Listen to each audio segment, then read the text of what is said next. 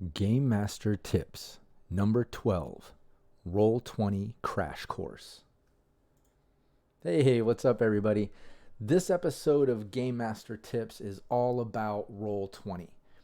I'm going to basically just give you a quick crash course on how to get a game started on Roll20. I'm not going to go into all the little details and intricacies of what Roll20 offers because there is a lot to it. But I'm definitely going to just give you the basic crash course so you can get started. So you can just basically, as a GM, start up a game, get your players, and start playing online.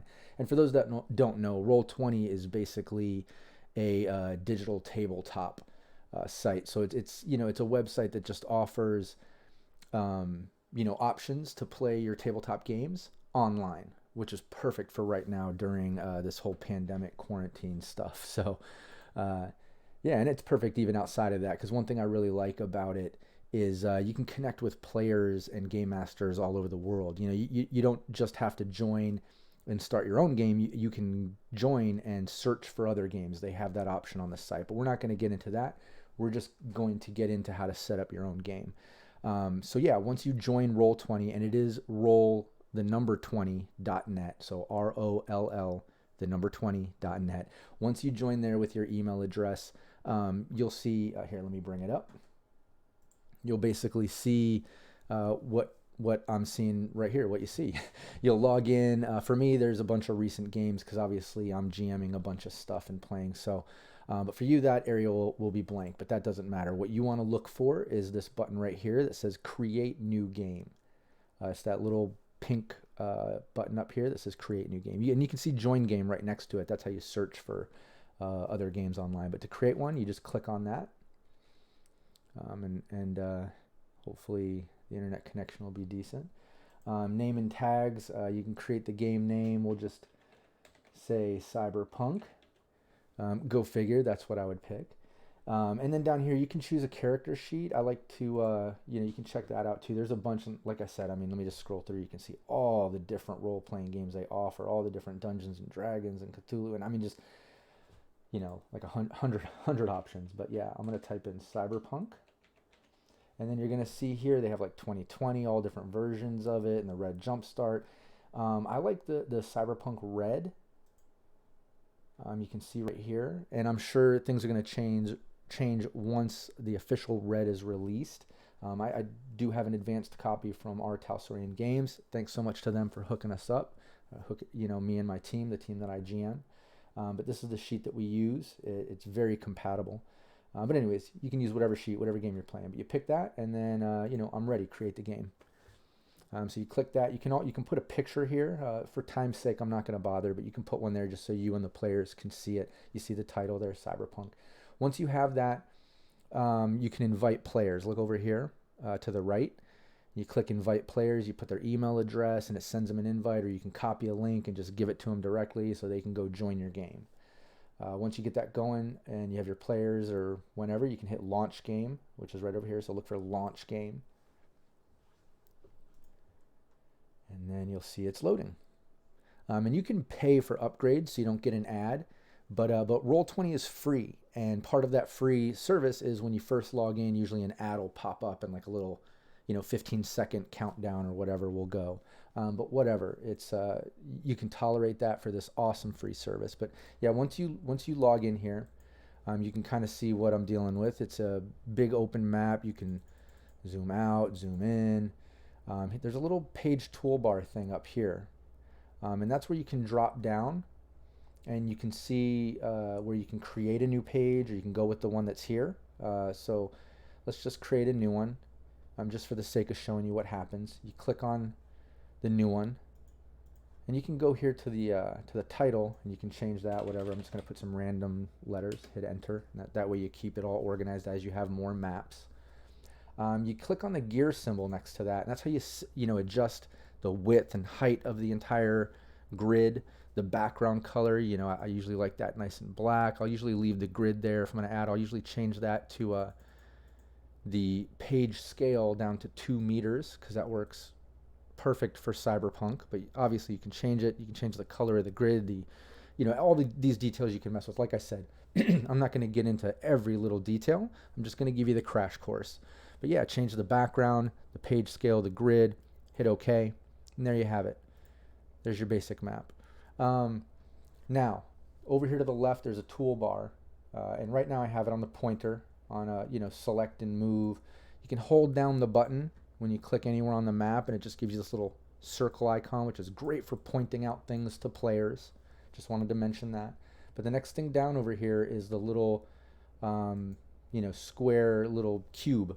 And you can switch that to either objects and tokens if you're going to drag on objects and tokens like your players and NPCs, or map and background. So for now that you created this grid and this page, click map and background, and then you go over here to your images, and that's where you would basically grab your map and move it over. So let's just see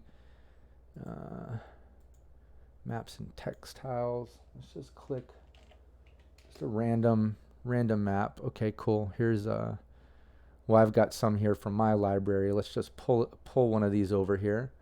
I'll grab the old, I guess it's new, but it's not the one I'm using. I'm using the official red map for my campaigns, but this is the one from 2077. But you see, you just basically drag the images over.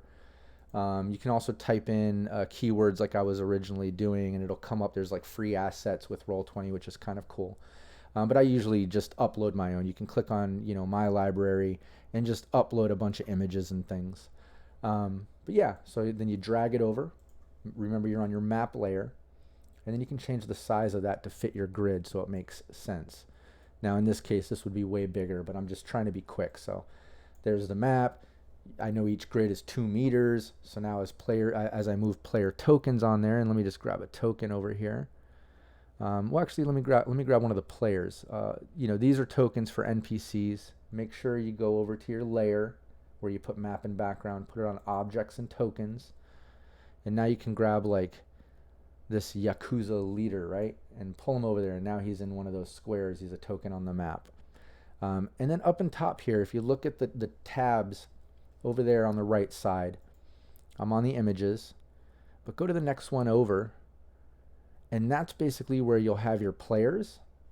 For the sake, like let's say a new player joined, right? He joined, he needs a character sheet. So I'll click over on add, I'll click character, I'll give him a name, whichever player it is, so he knows it's his. I might upload an image or use an optional token. I'll make sure I go over here to in player's journal. I'll put it in my own. I'll type in the player's name. Usually it'll drop down because they've already joined. In this case, I don't have anybody joined. I just created this, but you'll click whoever's player it is, so it's in their journal, which is what this tab is. Then I'll go over can be edited and controlled by, and I'll put myself as the GM, and then also that player once again. And then I'll click save. Now, when he logs in, he'll see it. You see over there under characters, there's just a random name. I put a bunch of letters. He'll see that in his journal when he logs in, whatever player I assigned it to, plus I see it. When I click on it, and let me close that, it just opens up his character sheet. Right here's his bio and info, which you can edit. There's the character sheet I assigned. He can go in and start putting in stats. You see, like, let's say, 10 cool and 7 reflex, whatever it might be. You go down here and you can add skills. I'm not going to get into those details because your character sheet might be different. You might not be playing Cyberpunk Red, whatever. This is where it is, though. You click the character sheet tab on that character, and that's where you fill it out. And just so you know, this is all automated, the rolling, which is very cool. So like whenever you have a player make a roll, like in this case, I'll just see right here, roll initiative. And down here would be skills. Here's where your weapons and damage would be. But roll initiative, I would just click that. And now all over here in the first tab, which is your chat window, you'll see Rob Mulligan, GM. You'll see the name of the character right here, all those letters I made, rolls initiative. And then it says 14. That's what it was. It rolled a 1d10 plus 7. So it rolled a 7 plus a 7. And it tells you that when you hover over, so you can see the details if you need to. But it's all automated. You click that, boom, it gives you the initiative. And what's kind of cool with that, let's see here, let me drag that character to the sheet, right? One of the other things over here that we have, and it's down on the tab, you'll see it right here, it looks like a clock. You click that, it's turn order, so you can do your initiative. So if a character clicks on their character, make sure it's highlighted, and then they open their character sheet on the journal tab. They roll initiative.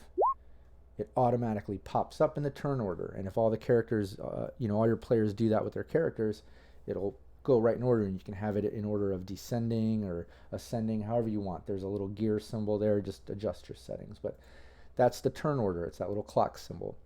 But anyways, so yeah, you set your map, set your objects and tokens, your player, you assign a character sheet, you just drag them over there to the map, make sure you're on your token and objects portion of that map, not on the map in background. And then, excuse me, and then the next thing down, which is kind of cool, is draw shape. I'm not going to get into all those details, but you can draw different shapes, freehand it. You'll see text, everything. You can basically put that anywhere on the map. You pick colors, and you can basically create your own maps that way. The next thing down is, the same as the toggle switch to the right, which just changes your view. It's like magnifying glass. So right now we're at 90%. There's 100. I think you understand that. The next thing down is this little circle with a ruler. If you click that, and then you click and hold the mouse and drag, it'll show you the distance. So you see, like, from this token to this character is only 6 meters, because each square is 2 meters.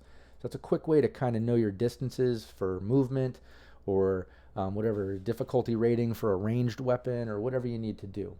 The next thing is kind of cool. It's called Fog of War. So if you click on Fog of War, which is that little cloudy symbol, and click Hide Areas, anything that you highlight becomes hidden to the players. And when you first do it, it's going to add Enable Fog of War, because on each map that you put, you have to enable that. So turn on Fog of War, you see it just clouded the whole map. Now I can go over here to Reveal Areas, and then just reveal the section of the map I want the player to see. And as they open certain doors or enter certain areas, I can reveal more and more, until before you know it, the whole map is available for all players to see. And you can see I can still see the whole map. It's just slightly fogged, but to the players, I assure you, that's completely blacked out. They only see what you reveal, which is really cool. The next thing down here is the dice symbol. If you click on the dice, you can see it opens up this basic thing, D4, 6, 8, 10, 12, 20. You can put how many rolls of which die you want to do, plus any modifiers, and just hit roll. And you'll see here in the tab, it just did it. It rolling 1d20, which is what I have set. It rolled a 15. So you can always do that too. So if there's something like, maybe that's not on the character sheet, maybe it's not a particular skill or something, maybe it's just a homebrew rule, or it's a rule that just wasn't put in the digital character sheet or something, and you need them to roll, you can go, you or the players, you can go right over there to that dice symbol on that little key over here, and just automatically roll whatever you need. So that kind of covers all the basics of those. Let me just make sure I went over all the tabs here. So yeah, the first one is where your chat is. It's where all your roles will show up. The next one is where you're gonna basically upload and add images and folders to keep all your maps and tokens and images organized. And like I said, there's also free assets you can search for, as I was showing you earlier. The next tab is the journal. That's where you can add your characters and character sheets and assign them to whatever players or all players. There's also something called handouts, which is really helpful. You can hit add, hit handout, or folder if you want to organize these things, but handout, and then see, like, it automatically titles it Mysterious Note. But you can put whatever, like group loot, or found weapons, or NPCs, or locations. And then that way, and you put it can be edited by all players. It's in all players' journals.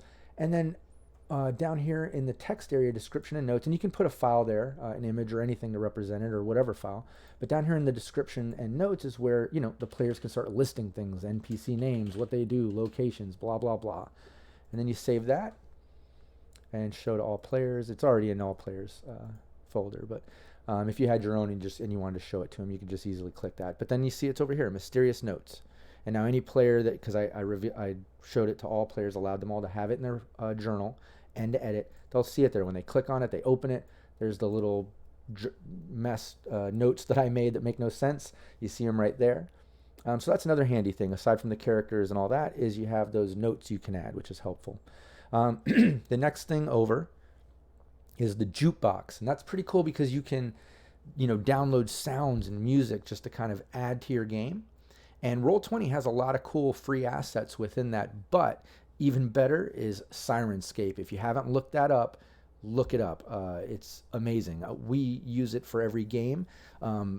Full, disclosure, I'm sponsored by Sirenscape. It's not financial at all. They just let us use it for our gameplay, which is very cool. But I always go above and beyond telling people how cool it is, because it really is. And like I said, they're not paying us. We're literally just using it and loving it. So I'm telling everybody about it. But check out Sirenscape. And it comes with like some free assets. You get like so many free things to use, which is amazing. And you pick all these sounds and it goes on loop, but it randomizes it as it goes, so it never sounds the same. It's amazing. But if you're not into that, whatever, Roll20 does have a jukebox with built-in stuff. You can search. It's just kind of limited, not as diverse and cool as Sirenscape. The next thing over is where, as a GM, you can add your macros, your roll tables, your decks, anything that you need for it. And roll tables is really cool because that's where you can add in your like critical injury tables and all kinds of stuff. And I'm not going to get into how to do that. You'll see it. You'll click on it. It's very basic and easy to understand. The next thing over is this gear symbol, and that's where all your settings are. So like, for instance, you see down here, it has the Cyberpunk Uncensored logo and my name down there in the bottom corner. I can actually set that to be, large, or maybe just a name or whatever. And right now I have it all disabled. Like, I'm not streaming my mic or video to that because we use Discord and I do these videos for the Game Master tips and stuff. But that is available there. So if you're doing Roll20 and you're not streaming, you're not into that other stuff, you can totally just set up Roll20 for your webcam and mic and stuff, and then all the players can see each other and hear each other, and it's just awesome. So everything's inclusive. Everything is in Roll20 and it's free. But yeah, hit the gear symbol. You'll see a bunch of settings. I'm not going to get into all of them. You'll see them. You can read them. It's very easy to understand. The last thing I want to say is, a display name is pretty cool because you can put your character name and whatever. But yeah, check out the gear symbol. You'll see all the settings. The last thing I want to say is, I'm just barely giving you the tip of the iceberg here. I'm just giving you a quick crash course on Roll20. I hope it was helpful for you just to log in, invite players, assign a character sheet. You know what the main buttons do and how to do all these basic things so you can get started. But like I said, there is a lot more to it, and let me just show you real quick. Let me exit the game, and if you go over here to where it says Games, and you'll see mine here, the GM Roundtable, Cyberpunk 2020, which we run under Cyberpunk Uncensored, and my two different teams for Cyberpunk Red. But anyways, if you hit Games, look down here. It says My Games, Create New Game, Join a Game, Player Directory, Tutorial. Okay? So go there and hit the tutorial. It is a bit long. It's like an hour or something, but it takes you through every little detail. All right, so this was a crash course, but if you want even more functionality out of Roll20 and you want to even dive in deeper, go over there, click Games, go down to the tutorial, and just go through it. It will walk you through everything. But anyways, like I said, hopefully this was helpful, and you got at least a quick crash course out of it. I wanted this just to be like, under 20 minutes. I didn't want it a full hour in something like the real Roll20 tutorial. I just wanted a quick crash course, and that's what you got. So if it was helpful, if you got something out of it, please like the video, give it a share, subscribe to the channel, check out the links in the description, and, explore and show us some love. I would really appreciate that. So yeah, I'll see you next time. Take care.